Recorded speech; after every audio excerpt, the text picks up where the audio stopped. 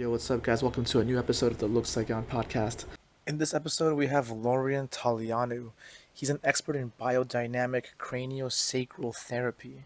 He focuses on healing trauma, and he's gifted with the ability of feeling any imbalances and dysregulation in his client's body, whether it's physical or energy related. In this episode, as I was telling him about my coffee detox, suddenly the conversation shifted into a coaching session. So you'll be able to see and hear an example of his coaching in this episode. It's pretty amazing. I know someone out there will benefit from this episode. Thank you so much for listening, and thank you for being part of my journey.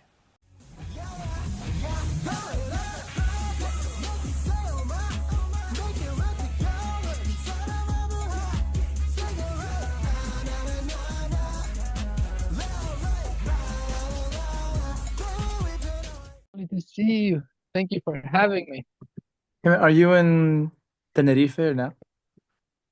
Yes, I am in Tenerife. It's a beautiful sunny island. Let me give you Awesome. a tour. Awesome. Let's see. So somewhere in the background, can you see that's the volcano? Whoa. I see that. Cool. What's that volcano So called? over there, that's the tip of the volcano. The island is created around the volcano, and the volcano has over 3,000 meters, That's pretty tall. and it takes you like just a gentle you can have a coffee at the beach in the morning. Yeah, as I was saying, you can have a coffee at the beach in the morning, jump in your car, drive for less than half an hour, and then you're on top of the volcano at over 3,000 meters above sea level. It's really beautiful and stunning. Dang. When you get to the top, can you feel like the altitude change? Like, do your ears pop or anything? Everything. Everything. As you drive up, you experience at least three different microclimates. Wow. Like at the beach is nice and sunny, you're in your shorts, swimming in the waves. And as you reach 600 meters above sea level, the temperature drops a little bit, the vegetation changes. Then at 1,000 meters, I am now at roughly 800 to 8,000 meters above sea level. Mhm. Our city is built like this on the valley of the volcano. So it's just one steep city or smaller cities brought together. And then as you reach 2,000 meters, you reach a forest of eucalyptus and pine trees, Wow. and you start being above the clouds. Temperature drops. It's nice and sunny, but the air is more crisp and more cold. And Mhm. as you drive higher, then you kind of reach the plateau, and the plateau looks like you're on Mars because it was over thousands of years, volcanic rocks melting on top of each other. And now it's like a barren land with black sand, red rocks. It looks like you're on a different planet. Wow.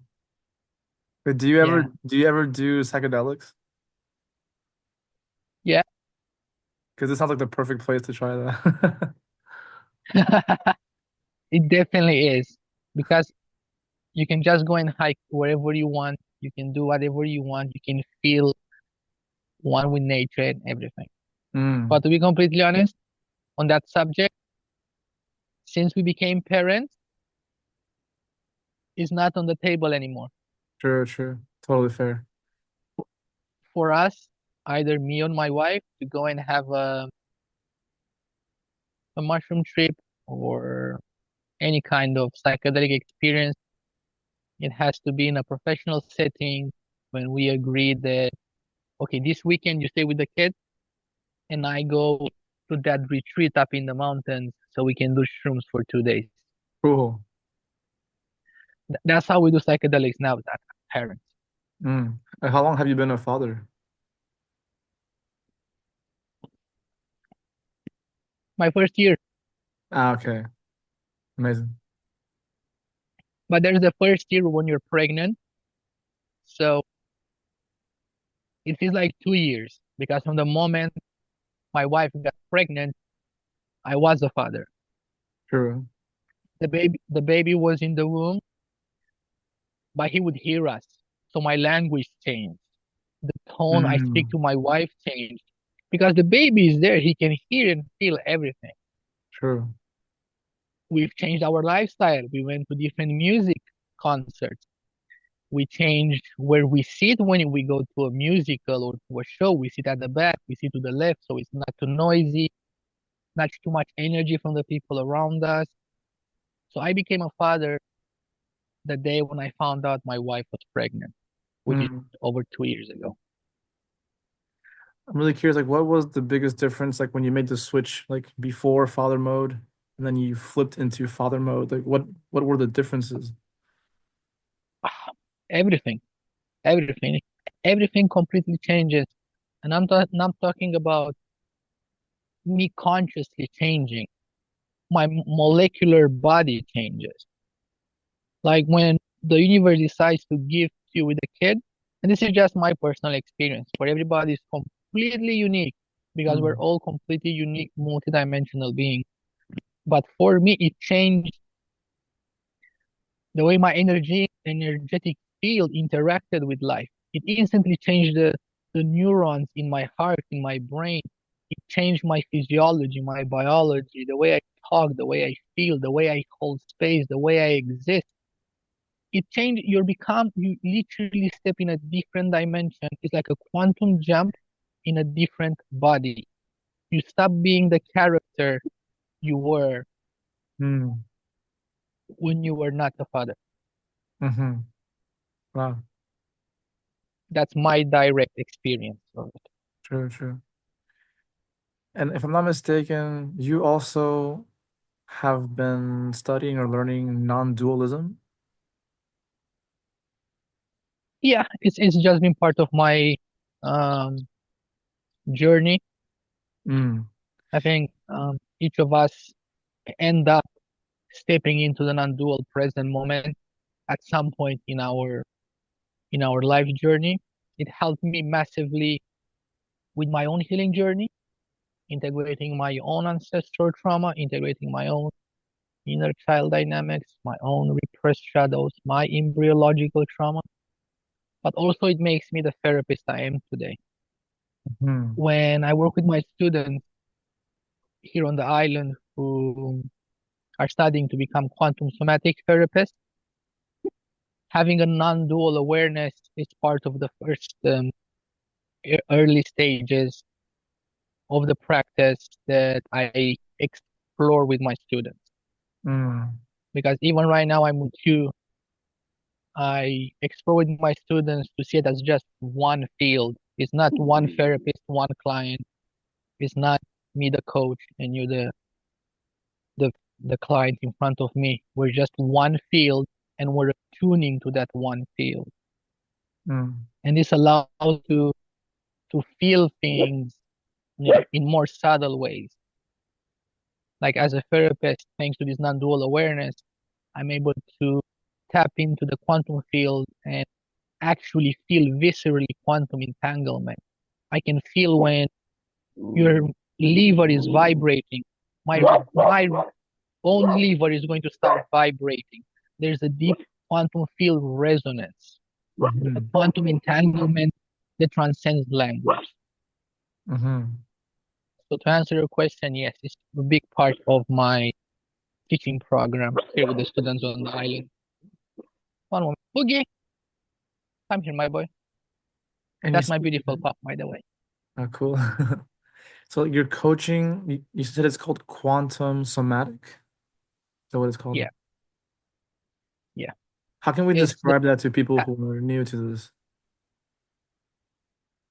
hmm, that's a really good question. Is just bridging the gap between a somatic therapy, where we discover the inner landscape of the body, somatically and physiologically. We bring the person in the body with the right questions. We listen, but we also listen to the physiology, like what's behind your pain, what's behind your trauma. But we also go deeper than that on an energetic level. Mhm. If we have a look at string theory or quantum strings, we know that the smallest thing in our reality are small strings of energy that vibrate into matter. Mm. And they vibrate into a bone, into a muscle, into an organ. So my gift, how it works through my divine filters, is it allows me to perceive that, to feel when a gentle quantum string is not experiencing coherence, when it's not playing the song of health or coherence or an expression of health. This is just how the gift manifests for me. It's uniquely how the universe decided in life to work through me. Mm. So that's why I call it quantum somatics. I have 16 years of being a physiotherapist and studying somatic therapies, but I've also received this gift of energy work, which feels deeply integrated within the quantum mechanics of our reality. So I'm Mm. looking to bridge those two worlds together so a person can experience full integration. Cool. I want to ask you about integration, but first I want to ask you, when did you first realize you had this gift?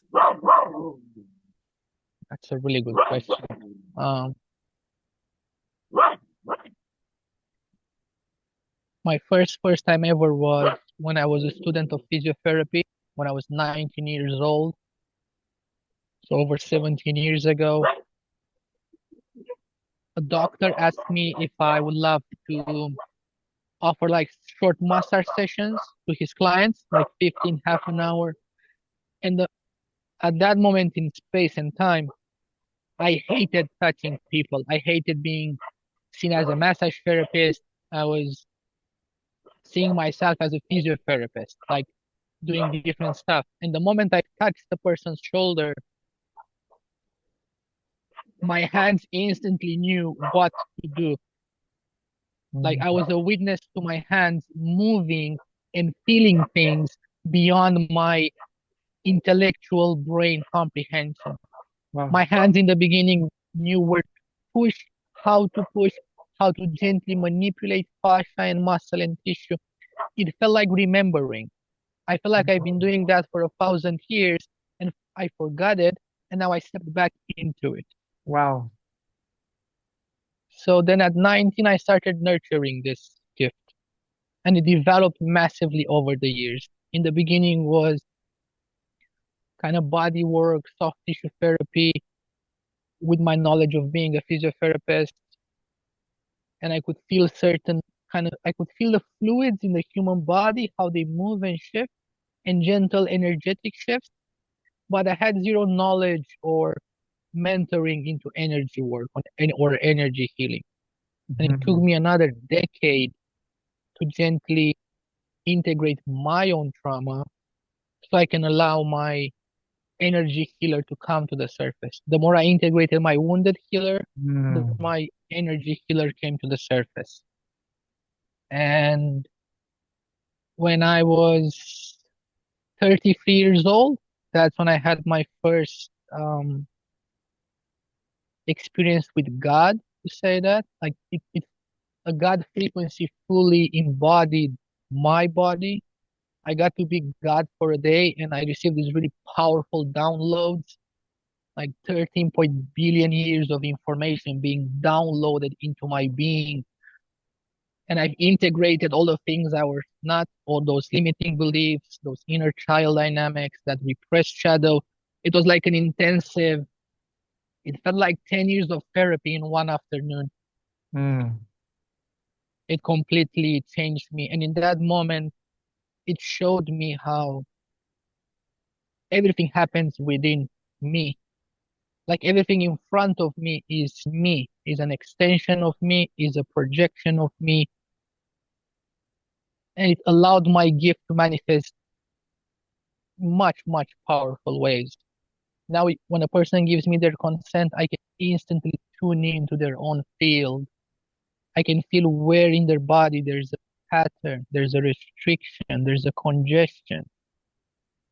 I can feel where the congestion is shifting and is expressing health. I can feel where in the body energy or fluids are stagnant. And the Mm. person can be in Canada and one person can be in New Zealand, and they are both here on my screen, and I just connect to their field. And again, with their consent, I am one with their field, with their physiology, with their biology. And something within me invites a shift in their frequency, a shift in their field. I'm aware it's not me doing it. There's something within me, like a soft voice, but the voice is completely silent. I feel the voice, I don't hear the voice. And the voice kind of says something like, let's say I'm working with you and says to your liver, hey, would you like to express more health? Or would you like to bring a pattern to the surface? And I look through the camera and I see the person like shaking and integrating this powerful traumatic experience. Mm. And I'm also a witness to my gift being manifested in reality. Mm. Funny that Yeah. someone did Reiki on me recently, and he mentioned that my liver should I should take care of my liver more. So now you mentioned liver, now I'm thinking about my liver again. Yeah. See, that's the beauty of it. We are equally both so powerful and infinite and multidimensional. Just being here face to face. The fact that I'm seeing you, that's a powerful exchange of information. Like your light travels into my eyes and projected back forward. I received so much information about your physiology, about your biology, about where you are today in your body. I hear your voice. Again, that's a powerful energy, again, energy and information exchange. I can hear the space between the words. I can hear the space between your letters. It tells me so much about where you are in your body today. Mm. And already our fields are interacting, are connecting, are one. So just having this discussion here, I'm able to listen to you, but also listen to your energy field, to your physiology, to your biology. And I instantly receive information and I'm able to interpret, perceive it, translate it, shift it for you. That's how my gift manifests. Mm. What do you feel is your life purpose?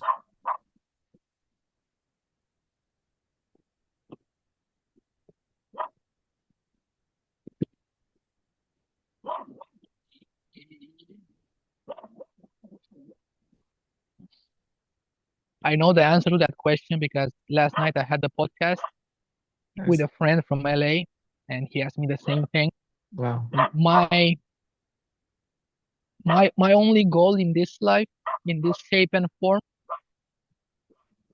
is to be the person who raises awareness about embryological pattern, about the importance of the 10 months of gestation. And when I say that, what do I mean? I'm looking forward when I launch my book to completely shift or align myself with the dimension of life where every woman in the world, when she finds out she's pregnant, she goes to work, she shows that little stick with two lines. Everybody celebrates, oh my God, you're pregnant, and she instantly gets paid holiday Mm. because that's the moment when she's creating and nurturing life. And here in Europe, you don't get paid holiday straight away. You literally have to work through your pregnancy, and the holiday starts just a month before you actually give birth. So basically, for the first 7 months, that baby goes to work experiencing the anxiety of the mother, meetings, emails, commute, underground, trains, buses. That baby is creating organs. If one day is even remotely emotional traumatic for the mother, when the heart is developing, the heart will not develop in optimal health. When a bone is developing, it's not going to develop in optimal health. Mm. So I'm hoping that my book, my awareness, my presence, my gift is going to align me with a dimension of life where when a woman finds out she's pregnant, She's celebrated and she instantly gets paid holiday on that day so she can stay at home, nurture herself, and nurture the developing baby within herself. Mhm. That's my purpose. What can someone do if, like, they already experience being physically created within a stressed out mother? What can we do to heal that? Yeah, that's a really good question. And luckily, we can do so many things. Any form of therapy heals a certain aspect of our trauma, of our embryological trauma. Mm.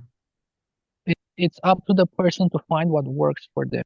So, for example, what helped me personally before I became the therapist I am today, after years of healing my inner child, my shadow, my fragmented consciousness, I was still not reaching my inner embryo. That ancestral trauma etched into my embryological matrix when I was in utero in my mother's womb. Because I was born with a dysfunctional heart. Mm. My mother's pregnancy with me was so traumatic under the communist regime in Romania. I was literally born with a dysfunctional heart defect. Mhm. And only after 14 years of traveling around the world, seeing the most powerful shamans and doing healing, also Western psychologists and therapy and somatic therapy and everything, what helped me the most was craniosacral therapy. I was in London, I registered to the course to become a biodynamic craniosacral therapist. And I spent those years being taught, but also practicing, but also receiving sessions. And the whole year was just exploring embryological patterns and dynamics. And after a year of receiving sessions on a monthly basis for a few days, I finally experienced integration for my inner embryo. It was powerful. It was messy. I cried. I screamed. My body was convulsing on the bed. But when that was done, that was for the first time in 30, 40 years when I actually felt inner safety. That was the first time when my nervous system experienced regulation. Wow. I was born completely dysregulated. My mother was in a complete state of flight or fight during her pregnancy. So she shaped and programmed my nervous system for flying, for fighting, and for freezing because she couldn't run. She was trapped in her life. So my nervous system was born to freeze.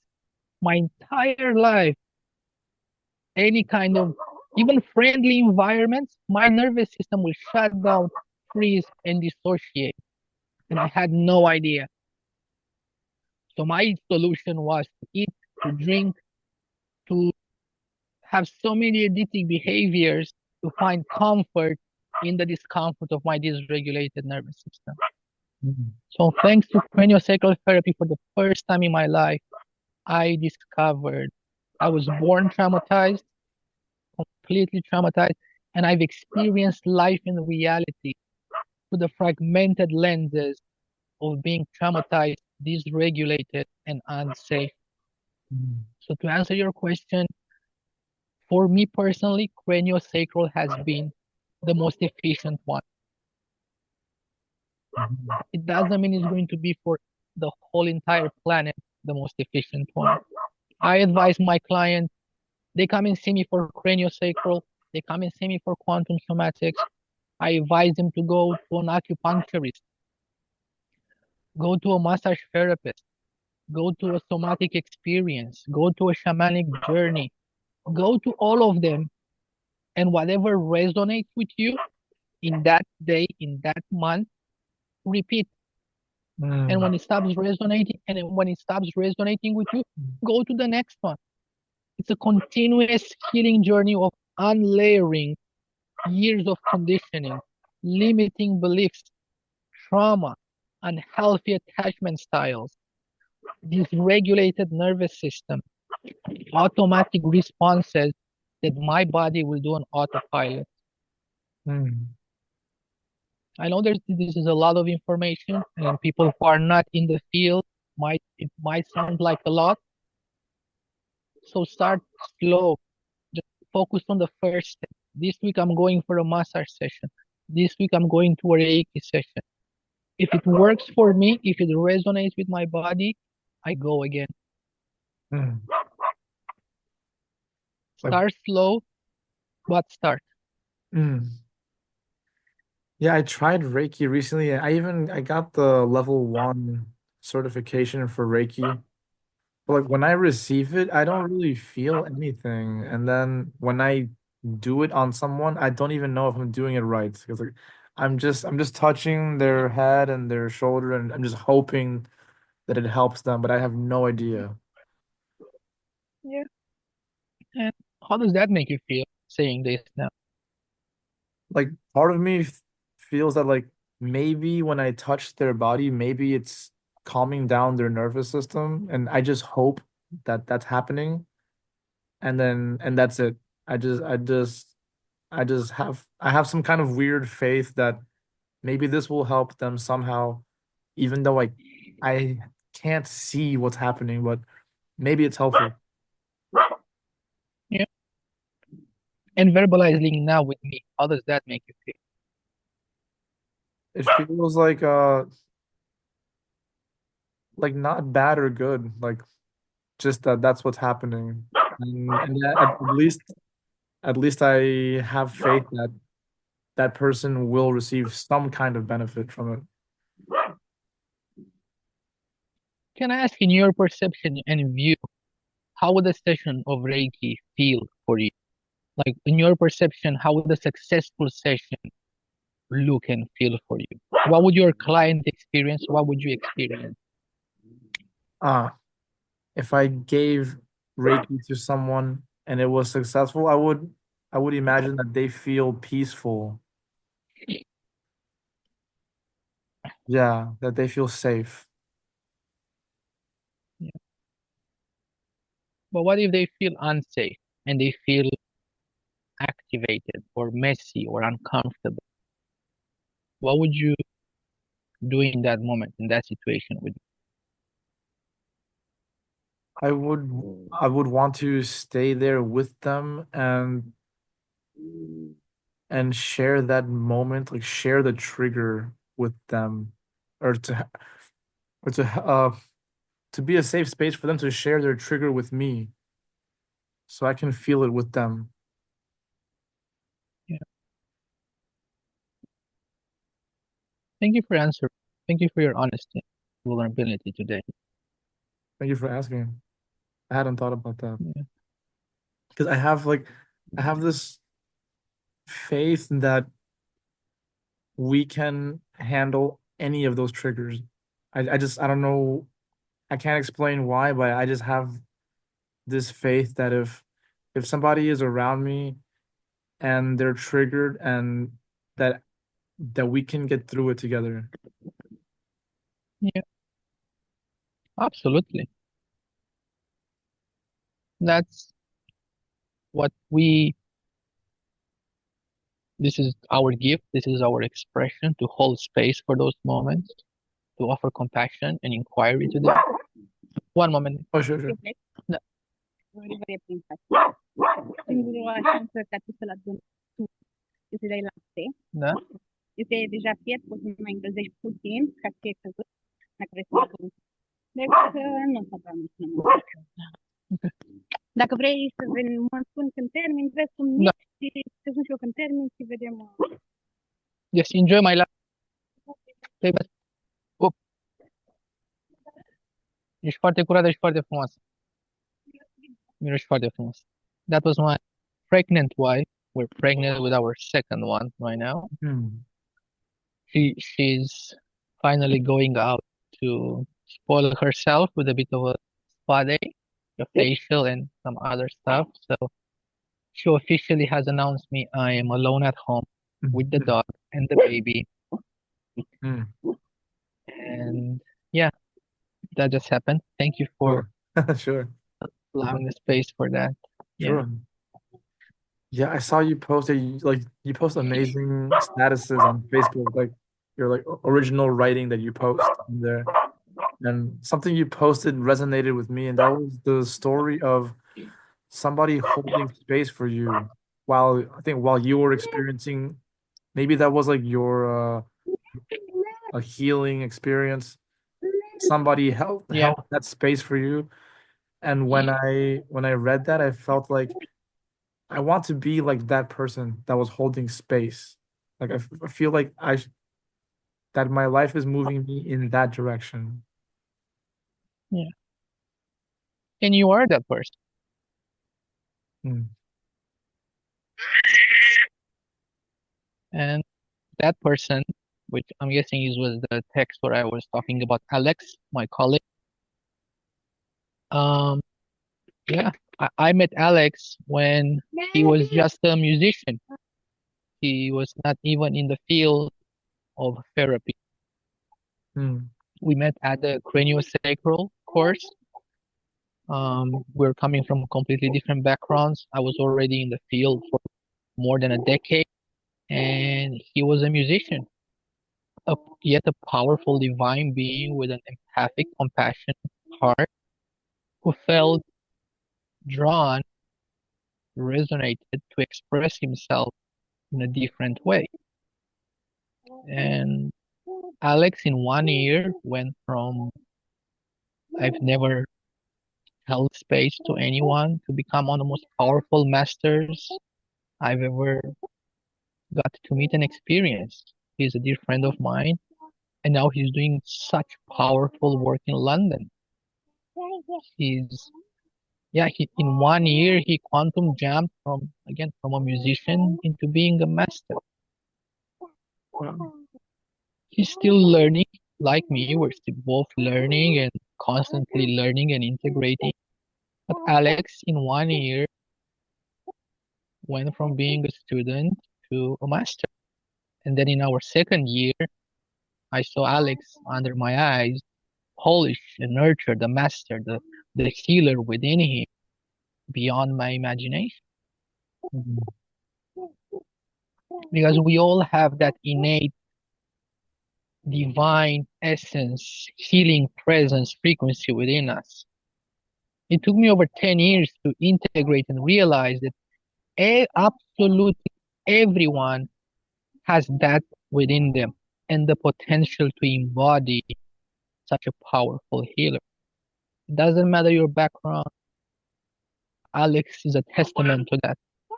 It doesn't matter if you know the body, your biology, your anatomy, your quantum mechanics.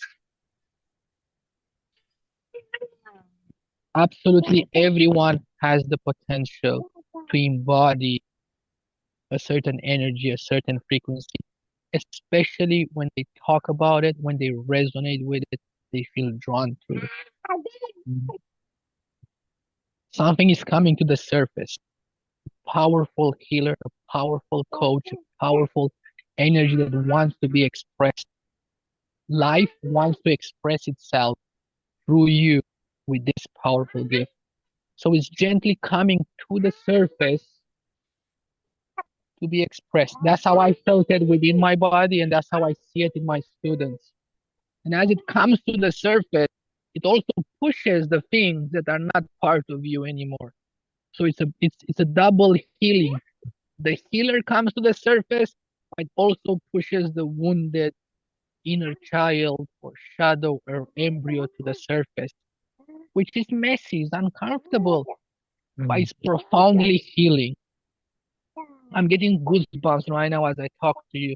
That's my nervous system telling me I'm expressing truth or health or I'm in flow with itself. And I see that in my students and with everybody. The healer starts coming to the surface, that divine essence.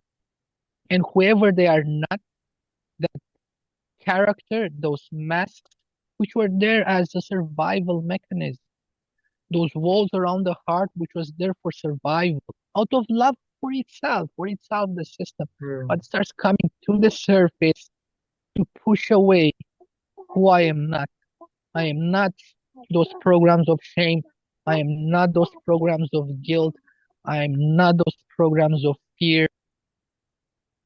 And as the healer comes to the surface, it pushes out from the field all those hurt aspects of myself.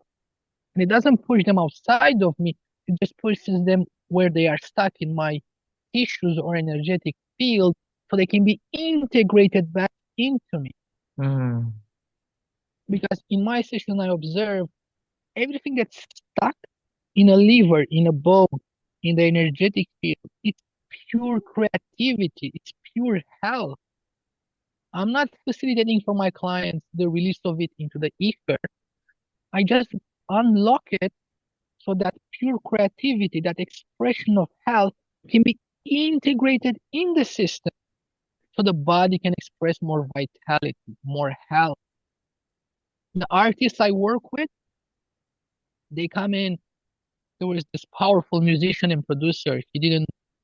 For 6 months, he was like stuck. He was going to his studio, not being able to create, to express, to manifest. And it didn't have nothing to do with his current state.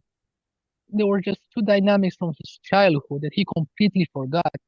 Because so many times, it's not the trauma that we know, it's not the sexual abuse that we remember, it's not the abusive father that we remember. There are these small moments that our consciousness has completely suppressed, that we completely forgot when our inner child has lost his sense of safety, safety to express, safety to create, safety to express emotions or paintings. And this powerful artist came in. He said he just has tension in his back. He's just not feeling his most healthy version. Come here, my love. And during the session, two patterns came to the surface that he completely forgot when he was like 4 and his father just scared him when he was playing with sticks and mud.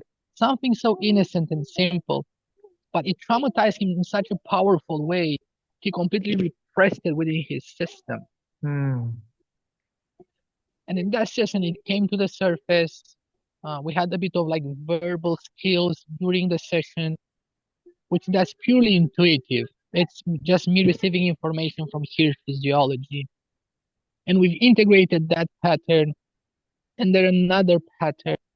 And that night he went home and he finished like 6 projects. He ended up working the whole week.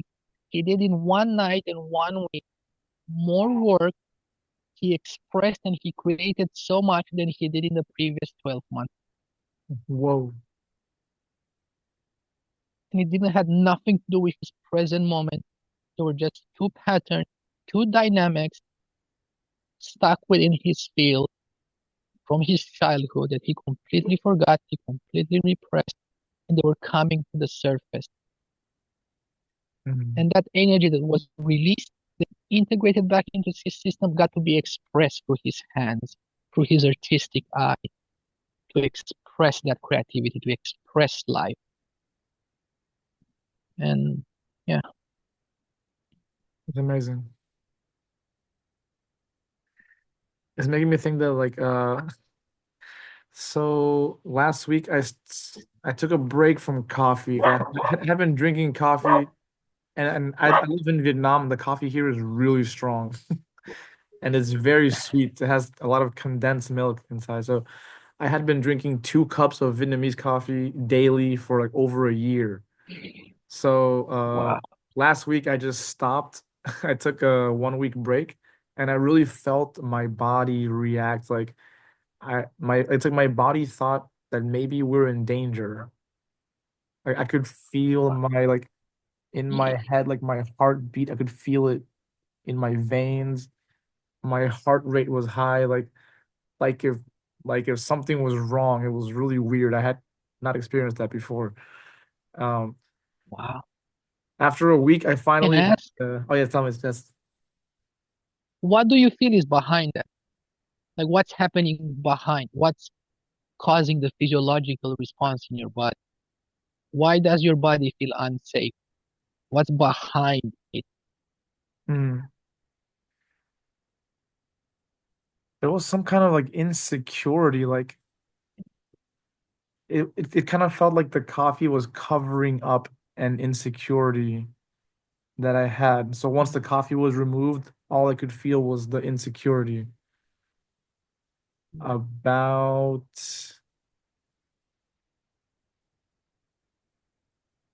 I'm not sure about what. It's like I thought that the coffee would make me more alert and I could be more observant and then I would be more safe or something like that.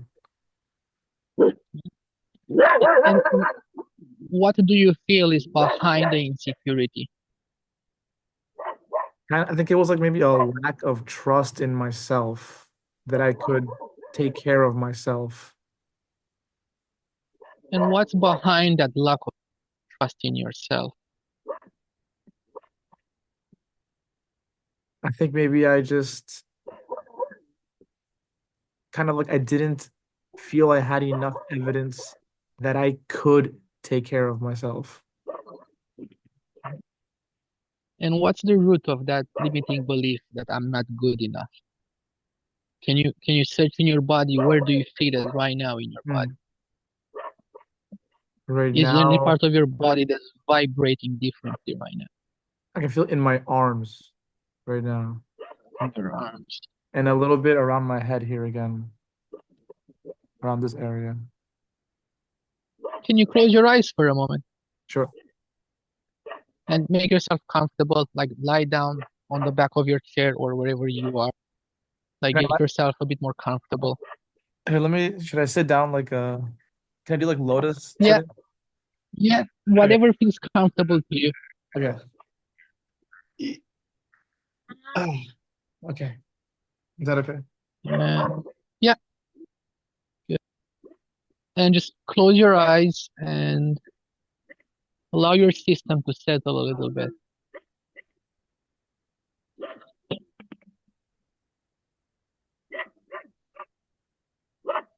And if you can describe that energy around your arms, does it have any, is it one arm or the other one more intense?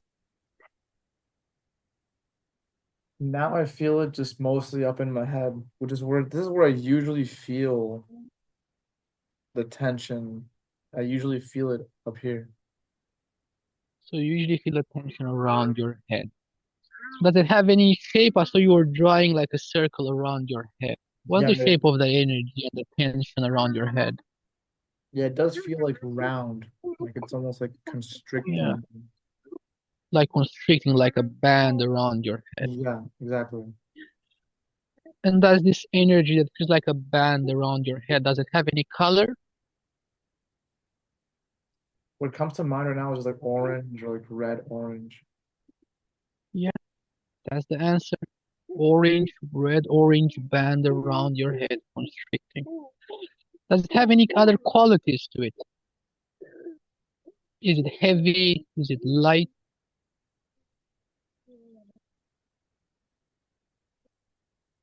Mm. It feels like a mix, almost like the color of lava, that it's like mixed, like different blends of Yeah, orange and red. it has the color of lava. Does it also have the qualities of lava? Is it hot or cold?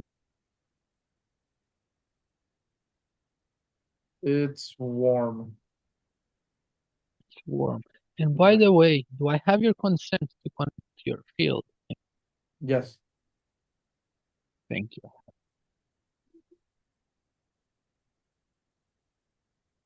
And now with compassion, let's ask this energy, this warm lava band around your head. Hey, when was the first time I felt this?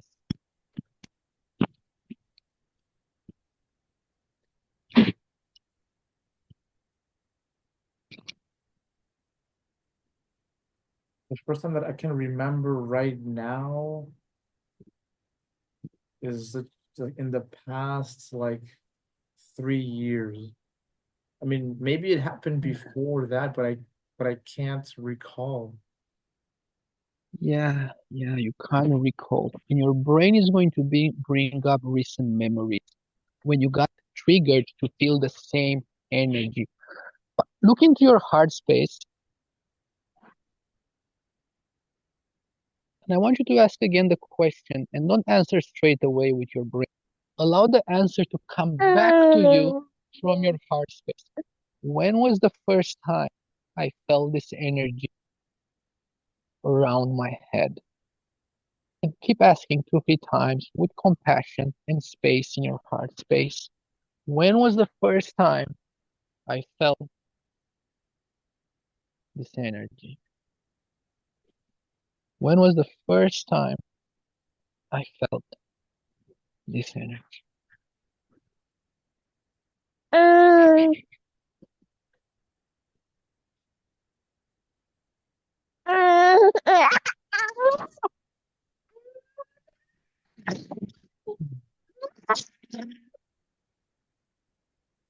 Something Keep came to asking that, mind. Nick.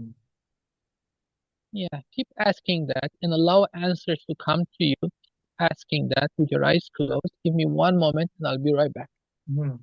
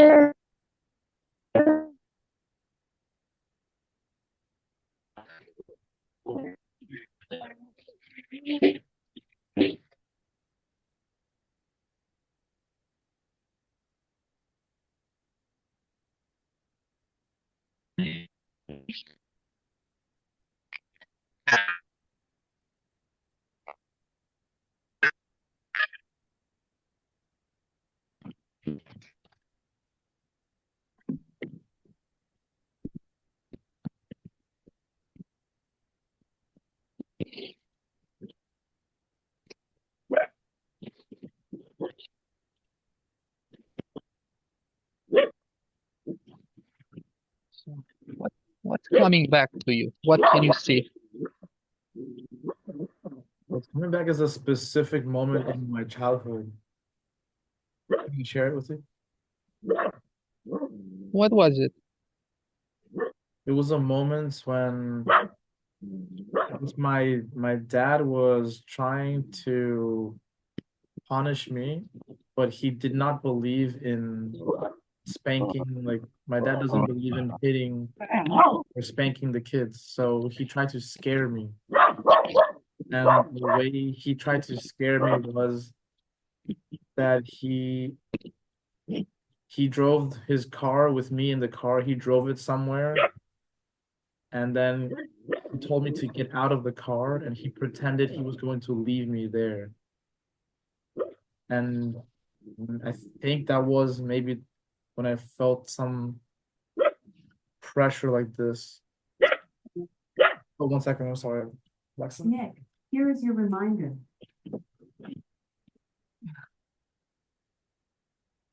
But that's what came to mind. Keep your eyes closed. Stay there.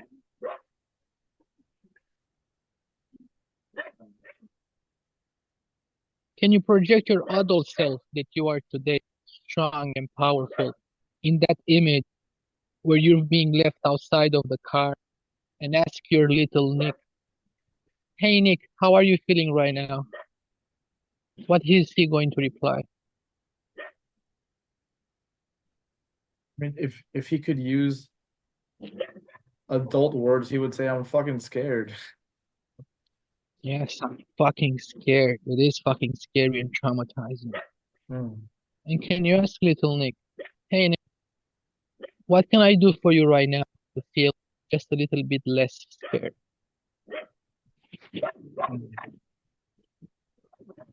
What would he reply?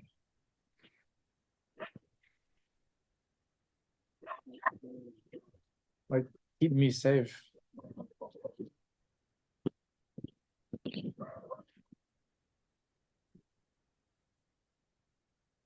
Yeah, make me feel safe. And can you ask him, What can you do for him right now so he can feel safe? What would he reply to that?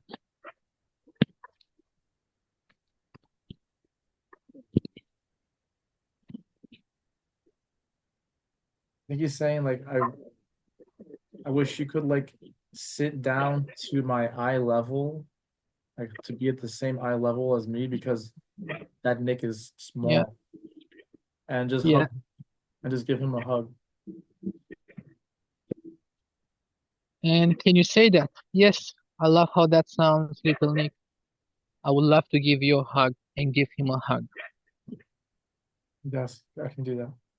I'd love to give him a hug. Yeah, do, yeah. Give him a hug, and as you hug him, nice and tight, tell him 6 times, Nick, you're safe with me.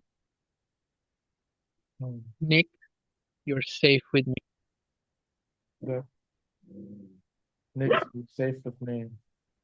Nick, Nick, you are you're safe with safe me. with me. Nick, you are safe with me. Nick, you are safe with me. Nick, you are safe with me. And Nick, you are safe with me. And observe how little Nick is receiving this. How is he feeling right now? What's his response to the hug and to this word? I feel he's taking a deep breath, like having a sigh, like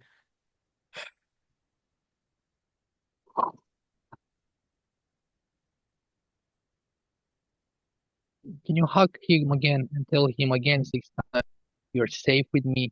I love you so much. you are safe with me. I love you so much. You are safe with me. I love you so much. You are safe with me. I love you so much. You are safe with me. I love you so much.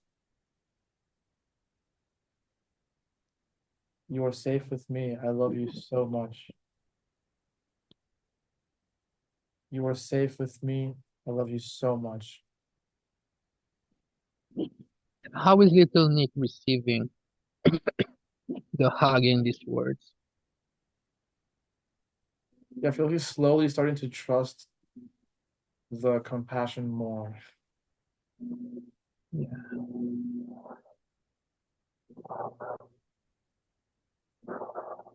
Yeah, it feels like maybe he was having trouble accepting the compassion, but with the repetition of the I love you, I'll keep you safe, I feel like he's trusting a little bit more and more every time. Yeah. He's trusting a little bit more and more. Mm. Can you ask him to verbally tell you how is he feeling right now? Check in with him.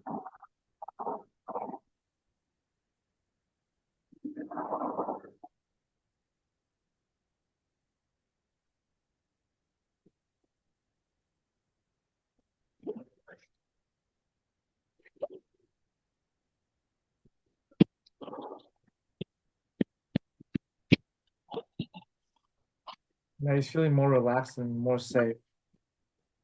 And maybe there's More still a little relaxed bit and of more safe. pressure. Maybe he's still feeling some pressure, but at the pace, it's decreasing. And the pressure is decreasing. Can you see your father somewhere in this image?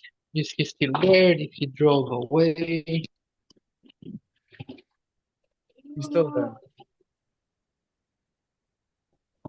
And you, as the adult that you are today, seeing this image that just happened, what would you say to your father as the adult you are today, seeing a father doing that to his kid?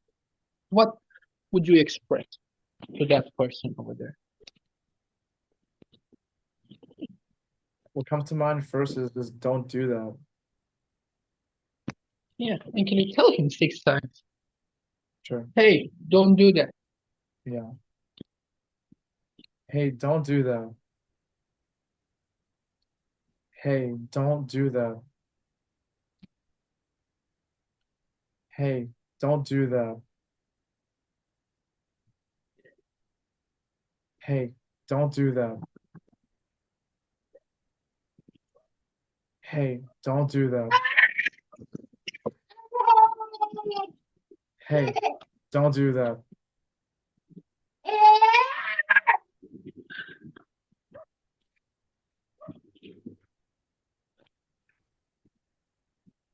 How did he receive those words? Did he reply anything back?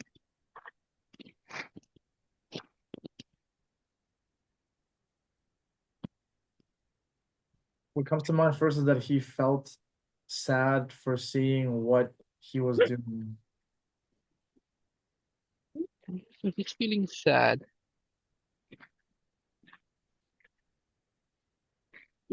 Is he saying any words back to you?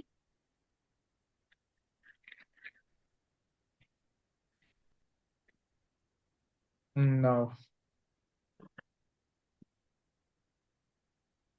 Is there anything would you like to say to him? Again, like the adult you are today. Maybe like, don't do this ever again. Treat your son better, or anything like that. I want to tell him like when I imagine him being sad about it, I want to tell him like, and it's okay. It was a mistake. Tell him that.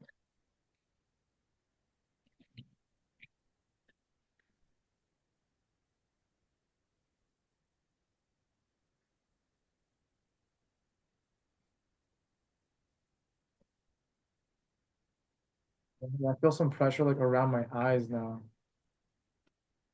There's some pressure on your eyes.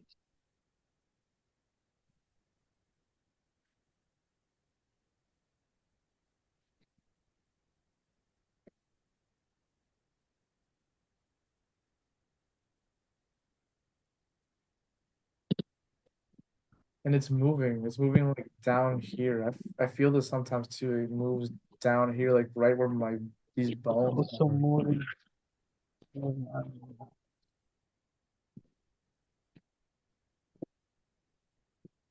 Can you see how little Nick is observing this scene? You talking to his father and asking how does he feel right now?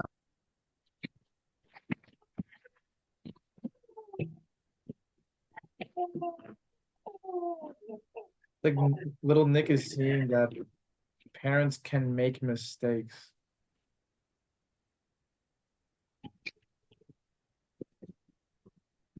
This is nobody's putting parents on trial, or we're not here to judge them. We're just here to validate exactly what Nick felt in that moment and what he will honestly want to say. This is not about good or bad parents. It's just about honoring little Nick, his experience, his feelings, his emotions, and his verbal expression. Can you ask him if he could say a few words to his father? In full honesty, what would he say to his father? He would say, "I'm still kind of scared." Yeah, exactly. I'm still kind of scared.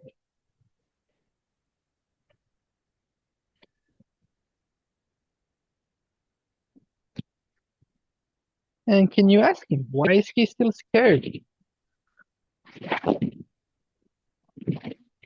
I guess he's scared to trust his father. Yeah, he's scared to trust his father.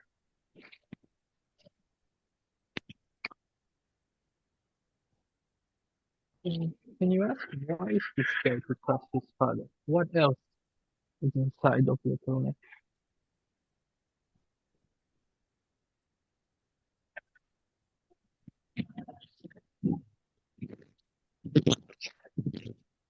Because he's scared to get hurt again. And he's scared to feel abandoned again. Yeah.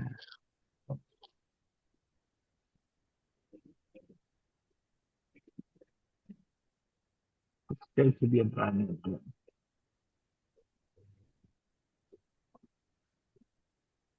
How is Nick's father responding to hearing these words from his little son? Is he saying anything?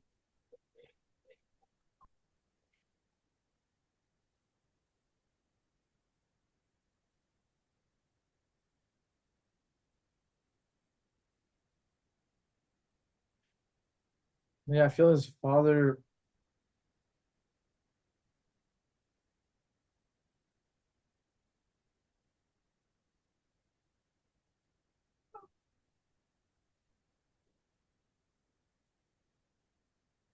Will just try his best. I don't know what else is coming up. He'll try his best to show love in a healthy way.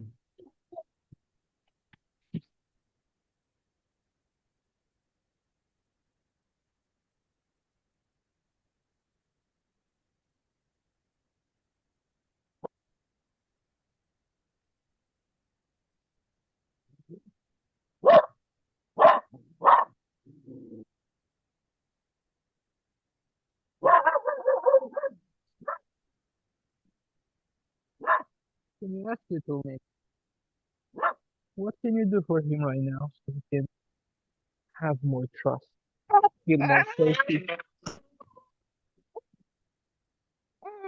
I Is can't there hear you right anything now. we can do for him?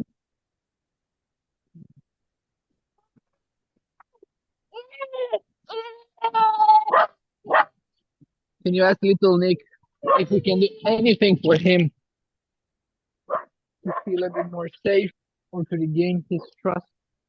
Mm, What would need to happen? mm.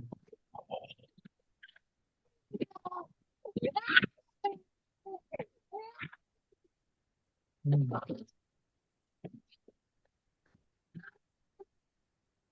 You're saying that he just wants to feel a hug from his dad, like a long hug until the feeling of safety returns.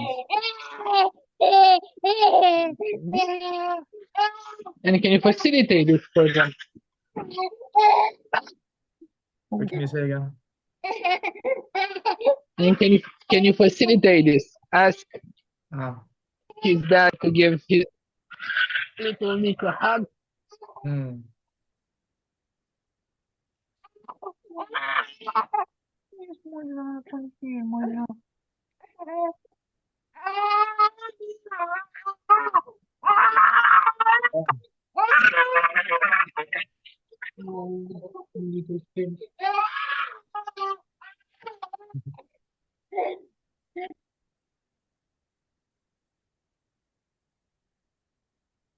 Yeah. Yeah, I feel like I can facilitate that hug, and the father feels like awkward to do it because he has to say, I'm sorry. Yeah.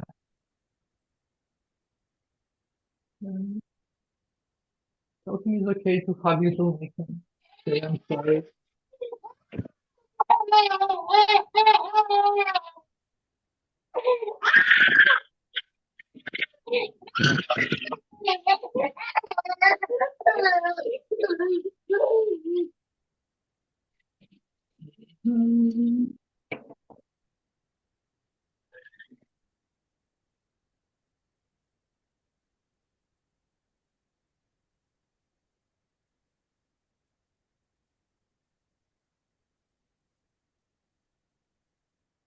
Nick feeling with a hug from his father and hearing from his father, I'm sorry.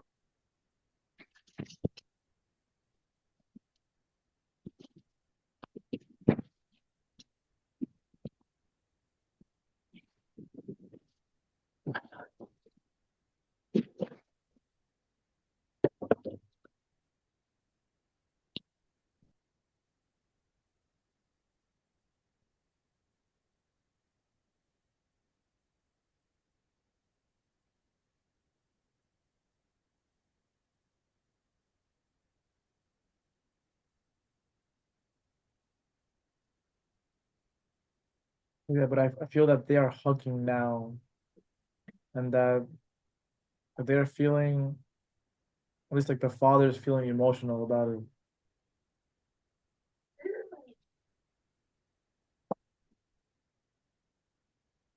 And the father is getting emotional about it.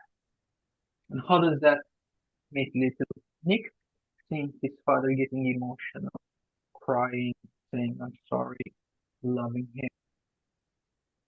It actually feels safe because it feels that the father is finally being real and vulnerable, and yeah, they're just being real.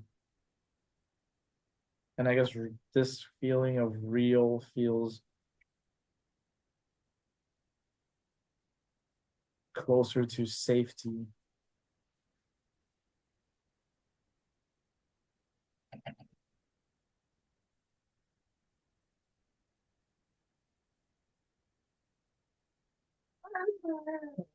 Can you ask little Nick how is he feeling right now after experiencing this?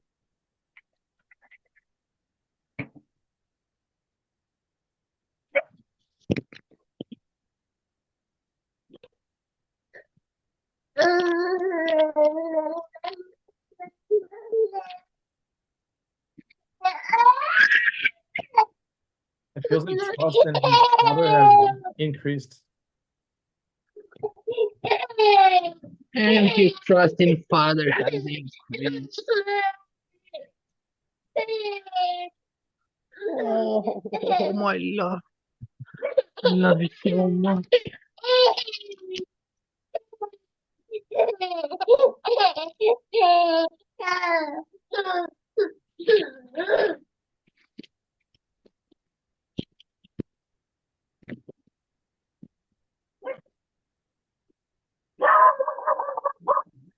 And can you observe your body right now? What feels different in your body right now?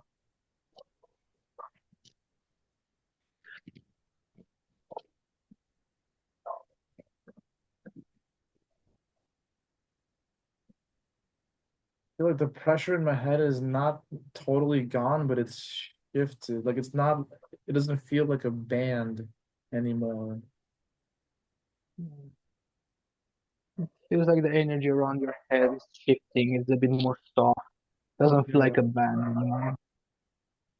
Yeah, it's not like a band anymore in my head. It just kind of feels like it's inside my face. I don't know how to explain.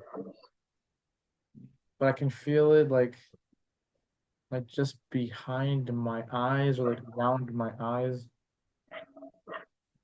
Behind the eyes. But it is less, there's less It is. pressure than before. Naturally, when I'm with a client right now, I usually ask the client to lie down horizontally on the bed so we can actually have a session that fully connects to their system and But did you support say their lie system to down integrate horizontally? patterns. Like naturally with a client in one of my sessions, I will ask the client to just lie down on the bed horizontally so I can connect to their system fully and support the integration of their pattern. But right now I'm on baby duty and you're not going to have the opportunity to experience that today, Nick. But thank you for your authenticity and vulnerability of exploring this dynamic with me right now. Thank you for that. That was awesome. You're welcome. Yeah, that's how my sessions usually start, just by exploring what's present in the body today, what in the body today wants to be listened to, observed, validated, and empathized with. And then as we go deeper and the pattern comes to the surface and we explore it, then the person lies down on the bed and I'm able to fully connect to their system and help them integrate the experience on a quantum and somatic level. Mm. But right now I'm on baby duty and my baby boy just put his hands in the poo of our dog. Oh, no. So I did all of this all while washing my baby's boy's hand and preparing him milk and giving him a banana. So Cool. How's he feeling now? I'm yeah, he's in the garden being himself. I'm just holding space for him to safely explore reality in his first year of life. Cool. How are you feeling right now, Nick? Yeah, I'm feeling like like physically, like less pressure around my face. I've been feeling a lot of pressure Yeah, around my face, especially since detoxing from coffee. Like it would feel like my face is like sinking into itself sometimes. yeah, yeah. That's the beauty of fasting. And when I say fasting, I mean coffee fasting, food fasting, making love fasting. Any kind of fast is going to bring the discomfort to the surface because that's what coffee does, brings comfort. That's what food does, brings comfort. So everything we do to us brings comfort to our inherent discomfort, to our inherent dysregulation. So when we stop something for a week, like we stop eating or we stop alcohol, or in your case, we stop coffee, the discomfort comes to the surface. That's a healthy response. That's an intelligent design. It's helping you to know yourself. It's bringing to the surface so many dynamics for you to explore with compassion or with a professional for integration. Mhm. And for example, when I organize my retreats here on the island, I advise people to only eat once a day. So they get to have 20 hours of not eating anything, which is uncomfortable. Mhm. And Yeah. that brings to the surface the uncomfortable things in their system they've never expressed, they never felt, they never acknowledged. So in my trauma retreats, people eat only once a day, and that's around lunch or after lunch. Um, we advise all the people during the retreat to have in the morning and as often as possible hot and cold showers, Mhm. because again, that's uncomfortable and it brings the uncomfortable emotional stuff to the surface. Uh, During my retreats, the villa has its own sauna and ice bath. So people get to go into the sauna, ice bath, back and forth to stimulate their system, to bring the discomfort to the surface. But it's so much more than that. Fasting, cold exposure, heat exposure stimulates the vagus nerve, stimulates the whole vagus nerve, which is responsible for nervous system regulation. Mhm. I'm telling you all of this because everything you're experiencing is an intelligent design. You're experiencing your nervous system guiding your system from dysregulation into regulation. You're experiencing your emotional self coming to the surface as discomfort, as pressure, so you can explore what within me is so uncomfortable. Mhm.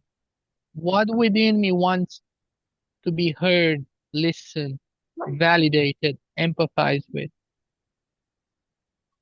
I know it's a lot of information for you and forever who's going to listen to this discussion, but they are all happening simultaneously within the body, within the physiology, within the biology, different layers of trauma, different layers of wisdom, different layers of healing and integration. And the body is so intelligent. The present moment is just pure information and intelligence. It knows what to bring to the surface in each session for healing and integration. And today was tension in the face, dynamic when little Nick felt deeply scared and traumatized. And I'm really sorry you had to experience that, Nick. I can deeply feel that. Thank you, man. Thank you for your honesty. Thank you for your vulnerability. My father terrified me to death in a few occasions during my childhood with his rage. He didn't physically hit me, but experiencing his rage episodes, my nervous system felt terrified to death. There were moments when I deeply felt I'm going to die here. Mhm. So his rage, he expressing his own repressed shadows, his own repressed trauma dynamics. But I was like 2, I was 3, I was 4, I was 5 when I was experiencing this. I felt terrified to death. So it was too powerful for me. So like you, my system stored that somewhere so I can explore it when I'm strong enough. So I can explore it when I'm spacious enough. So I can explore it in the presence of a compassionate witness, of a person who can hold space for my pain, for my trauma, stuck into my physiology and my tissues. So I deeply hear you, Nick. I know how that feels on so many levels. Thank you, man. You're welcome. Thank you for being here today. And thank you for this conversation and this whole experience.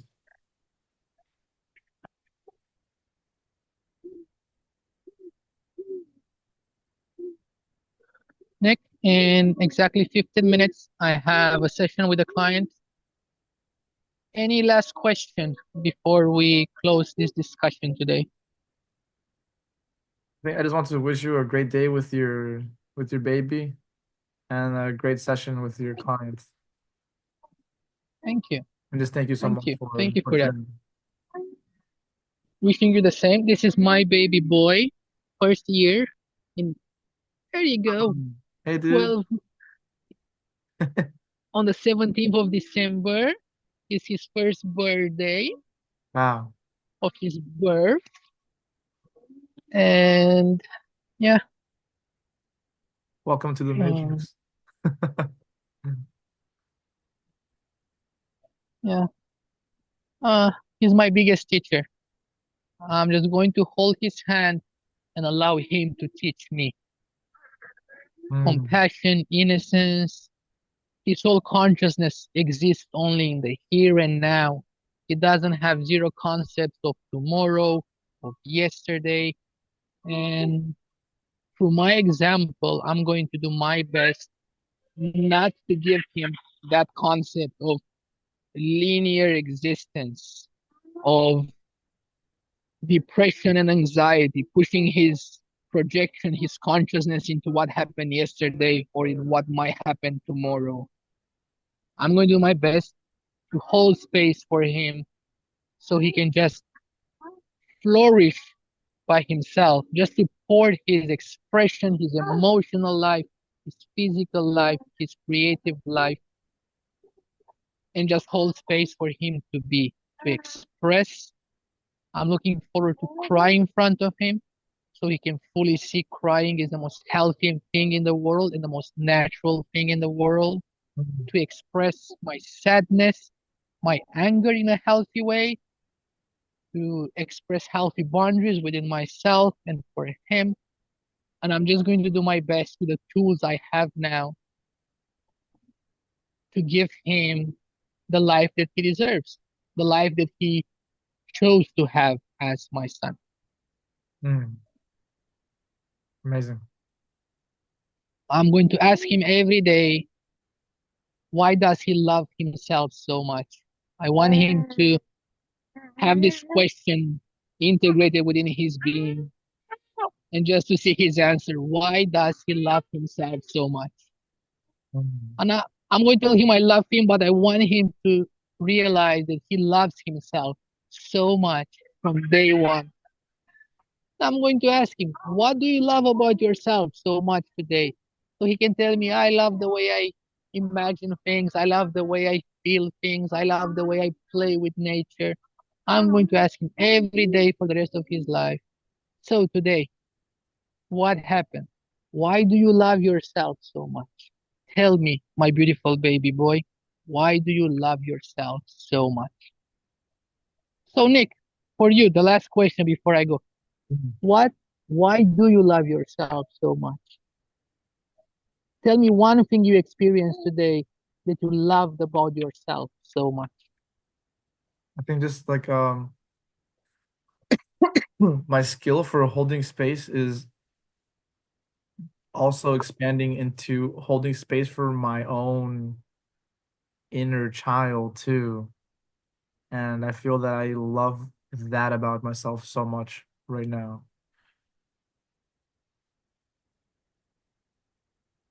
Thank you. I'll let you go to do Thank you. but thank you so much for this conversation, man. That was awesome. You're welcome, Nick. I'm really grateful to connect. I'm looking forward for us to create and co-create together amazing, powerful things together. I wish you a day full of blessings, self-expression, self-authenticity, self-love, and everything you desire. I love you, and I thank you. From my man. Much love to you too, man. Thank you so much. Bye. Take care. You're welcome.